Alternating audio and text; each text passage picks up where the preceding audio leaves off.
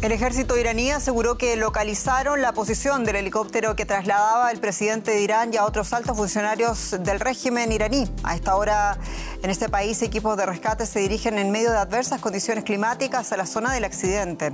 El presidente Raisi es un férreo defensor de los fundamentos de la República Islámica y es además considerado un sucesor natural del líder supremo iraní. Soy Jenny Pérez, aquí en Berlín para Deutsche Welle. Destacamos. Se desconoce aún el estado del presidente de Irán tras un accidente de helicóptero. Ibrahim Raisi viajaba, entre otros funcionarios, con el ministro de Exteriores, Hossein Amir Abdollahian. El ayatollah Ali Khamenei pidió calma y orar por ellos. Y los combates entre Israel y Hamás se intensifican en Gaza. Estados Unidos urge a Israel a conectar su ofensiva militar en Gaza con una estrategia política. La falta de un plan para la posguerra en Gaza amenaza con un quiebre en la coalición del gobierno ultraconservador israelí.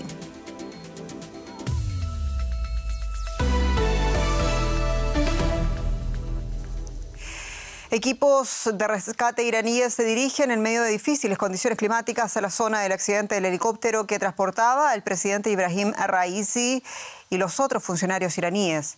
Sin ofrecer más detalles, las autoridades iraníes aseguraron que el aparato se estrelló cerca de la frontera con Azerbaiyán y que el piloto se vio obligado a realizar un aterrizaje forzoso. Ambos son figuras claves del régimen islámico. Los rescatistas de la Media Luna Roja buscan el helicóptero en el que viajaba el presidente iraní. Un total de 40 equipos participan en la búsqueda. Reportan que el aparato tuvo que realizar un aterrizaje forzoso. Las condiciones meteorológicas dificultan la operación de rescate. El ministro del Interior declaró en la televisión pública del país: La orografía de la región es un tanto complicada y resulta difícil establecer contacto. Estamos esperando a que los rescatistas accedan al lugar del aterrizaje y nos proporcionen más información. El helicóptero desapareció en la provincia iraní de Azerbaiyán Oriental, cerca de la localidad de Barsagan. La Media Luna Roja iraní confirmó que se trata de una región peligrosa y de difícil acceso. El presidente Ebrahim Raisi venía de inaugurar el proyecto de construcción de una presa junto con su homólogo de Azerbaiyán en la frontera entre ambos países. En las calles de la capital Teherán reina la preocupación. Estamos profundamente apenados por este incidente de origen aún desconocido. Como jefe de gobierno del país, el presidente es un servidor del pueblo. Esperemos que encuentren ilesos tanto a él como a quienes lo acompañaban. La verdad que la sensación general es de miedo. Es la misma sensación extraña y desagradable que tuvimos cuando asesinaron al general Qasem Soleimani. Espero que estén bien y que los encuentren. La televisión estatal hizo un llamado a los iraníes para acudir a las mezquitas y rezar por su presidente. Es un hecho que he seguido con preocupación internacional en un momento también de altas hostilidades políticas en Oriente Medio. Desde la ciudad de Doha nos acompañaba más temprano Luciano Zácara, profesor de la Universidad de Qatar. Le preguntamos sobre la figura de Raisi y también de las consecuencias que podría tener su eventual desaparición del Ejecutivo iraní. Escuchemos.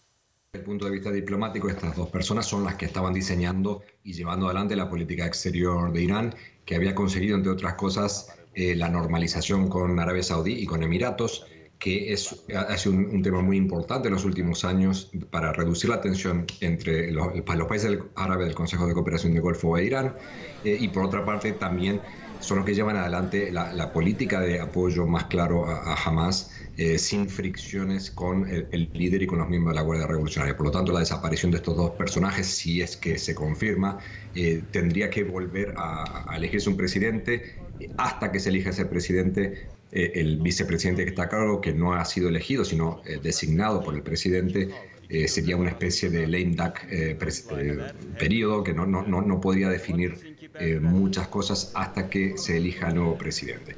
Y no está claro dentro del espectro político conservador iraní quién podría ser el sucesor, ya que Raisi logró conseguir un apoyo bastante importante dentro del grupo conservador, incluso, como habéis mencionado, con posibilidad incluso de ser el sucesor de Ali Khamenei. Claro, por eso llama la atención también lo que ha sucedido. Entre las lecturas también un potencial sucesor de Ali Khamenei, era considerado por muchos la figura de Raisi. Llama también la atención, profesor, que la agencia oficial de noticias iraní, la IRNA, se apresuraba a hablar de accidente en un contexto también, decíamos al principio, de extrema tensión en Oriente Medio. ¿Cómo valora usted el manejo que las autoridades iraníes están haciendo a esta emergencia? Bueno, por ahora las autoridades iraníes nunca van a confirmar nada hasta que no esté 100% confirmado y están tratando de dejar de lado especulaciones y eso creo que es bastante positivo, sobre todo teniendo en cuenta que cualquier cosa que agregue más fuego a la región es mucho más, va a poner la situación mucho más complicada de lo que ya está. El hecho de que haya países incluso que han ofrecido ayuda, incluso Arabia Saudí, ayuda con información satelital para ver si se puede encontrar los restos del helicóptero, también es un elemento para tener en cuenta de cómo se está percibiendo lo que puede pasar en la región. Nadie quiere que haya una escalada y mucho menos que la escalada sea por algo que tiene que haber o que podría haber afectado la vida del presidente y del ministro de Asuntos Exteriores. Creo que eso es algo que evidentemente si fuera otra cosa que un accidente estaríamos hablando de una escalada mucho mayor. Luciano Zácara, profesor del Centro de Estudios del Golfo de la Universidad de Qatar. Muchas gracias. Gracias a ustedes. Buenas noches. Y la guerra en Gaza, según fuentes palestinas, al menos 31 personas, entre ellas mujeres y niños, murieron esta madrugada a causa de un bombardeo israelí a un edificio residencial situado en el campo de refugiados de Nuseirat, en el centro de la franja. Según la agencia palestina Wafa, el campo de refugiados de Nuseirat fue designado como área segura por las autoridades israelíes hace unos meses. El ejército israelí declara que su operación militar es contra las infraestructuras que los milicianos de Hamas utilizan para esconderse y construir sus túneles. Israel busca aún a los más de 120 rehenes que Hamas mantiene en su poder. Se han intensificado los combates entre el ejército israelí y Hamas en la lista de organizaciones terroristas de la Unión Europea. En el sur, según la ONU, cientos de miles de civiles han completado la evacuación desde Rafah, ordenada por las autoridades israelíes. No hay consuelo para la pena y la desesperación en Gaza. Parientes de las víctimas recogen los cadáveres de un nuevo ataque frente a un hospital en Deir al-Balah, que alcanzó un campamento de refugiados cercano. La casa de mi tío fue atacada la pasada noche, directamente golpeada. Una casa que solo acogía civiles, atacada de modo bárbaro por el ejército israelí. Perdí a mi abuela, mi tío y mi tía en esta agresión salvaje. Se trata de civiles. ¿Qué hicieron de malo? La muerte o caer heridos no son los únicos peligros a los que se enfrentan los civiles palestinos en la franja. El reto del día es encontrar comida, agua y otros suministros básicos. La vida aquí es insoportable. No hay alcantarillas ni agua. Traemos el agua desde cerca del mar, lo que supone caminar entre 5 y 6 kilómetros. Estos camiones transportan la más que necesaria ayuda humanitaria que llega desde un muelle marítimo en el centro de Gaza. Las organizaciones de ayuda afirman que no es en absoluto suficiente para una población al borde de la hambruna. Necesitamos agua, comida, vivir una vida decente. Queremos regresar a nuestros hogares, queremos refugio. No tenemos nada para vivir. Todos los países tienen una vida decente, menos nosotros. La mayoría de los gazatíes depende de la ayuda humanitaria para sobrevivir, pero las restricciones a la llegada de ayuda que impone Israel lo impiden. Y los combates siguen. La atención militar está puesta en las operaciones israelíes en la ciudad de Rafah, pero la violencia y la lucha diaria por sobrevivir son el horror cotidiano que se repite en todo el territorio. Y queremos naturalmente ampliar este tema y lo hacemos en directo desde Tel Aviv con la periodista Maya Siminovich. Maya, saludos. Ayer hablábamos del ultimátum del líder opositor Benny Gantz al primer ministro Benjamin Netanyahu por la falta de un plan sobre la posguerra en Gaza. ¿Cómo presiona a nivel político y también social la actual catástrofe humanitaria en Gaza? Hola, Jenny. Bueno, presiona porque lleva presionando desde hace meses, principalmente porque Estados Unidos se ha ocupado de presionar a Israel y también la Comunidad Europea y otros miembros. Israel no se ha dejado impresionar demasiado por esas exigencias, y lo que sí parece que no está dejando incólume a Benjamin Netanyahu, al primer ministro, es la oposición en su propio gabinete de guerra. Como contábamos ayer, Benny Gantz, ministro del gabinete, y el ministro de Defensa, Yoav Gallant, ambos le han dado un voto de no confianza y ambos le han estado presionando para que tenga una estrategia con respecto a Gaza. Hablan mucho de también la posición de Israel internacionalmente y de la seguridad. Y hoy ha habido una declaración, ha habido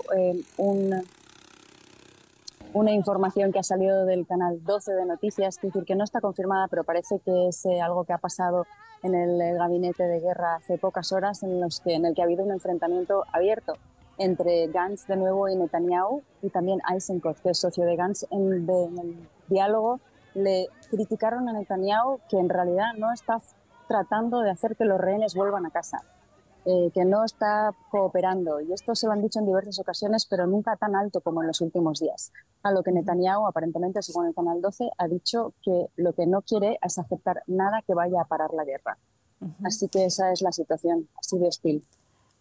Muy breve, en honor al tiempo, Maya, las fuerzas de defensa de Israel liberaron este domingo imágenes de un niño que estuvo secuestrado por Hamas y que fue liberado en noviembre pasado a cambio de presos palestinos. ¿Qué se dijo sobre su caso?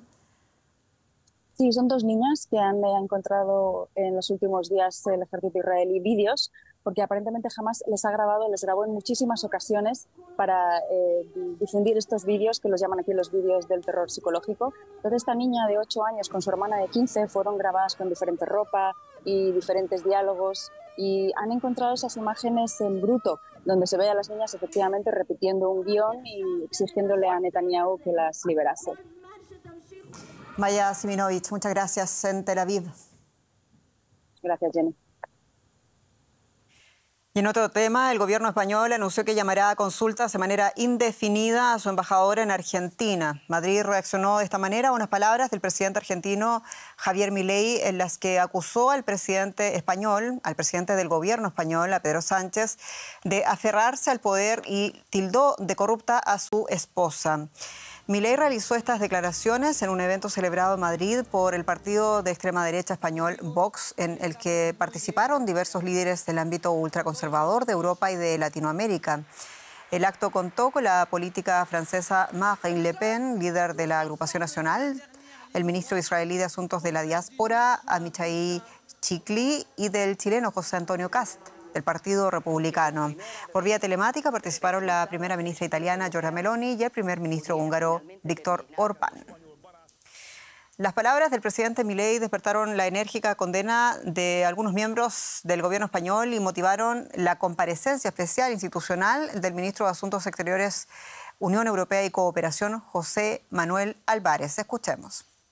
Las gravísimas palabras pronunciadas hoy por Javier Milei en Madrid sobrepasan cualquier tipo de diferencia política e ideológica. No tienen precedentes en la historia de las relaciones internacionales. España también exige al señor Milei disculpas públicas.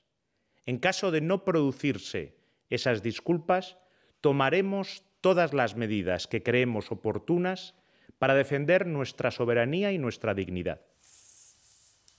En República Dominicana cerraron los colegios electorales. Los dominicanos eligen al presidente del país, además de 32 senadores y 190 diputados y además una veintena de representantes regionales. Es un día importante, una elección presidencial que va a requerir además del 50% más uno de los votos válidos para evitar esa segunda vuelta que está en la Constitución.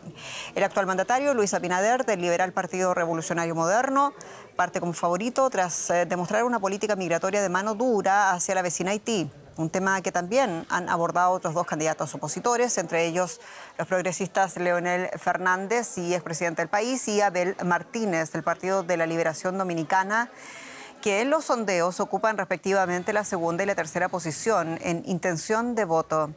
El costo de la vida, la creación de empleo y la mejora de la seguridad se encuentran entre las principales preocupaciones de los electores dominicanos. Y solo tiempo para despedirnos y agradecerles su sintonía. Soy Jenny Pérez, esto es Deutsche Welle, noticias desde Berlín para ustedes. Hasta pronto.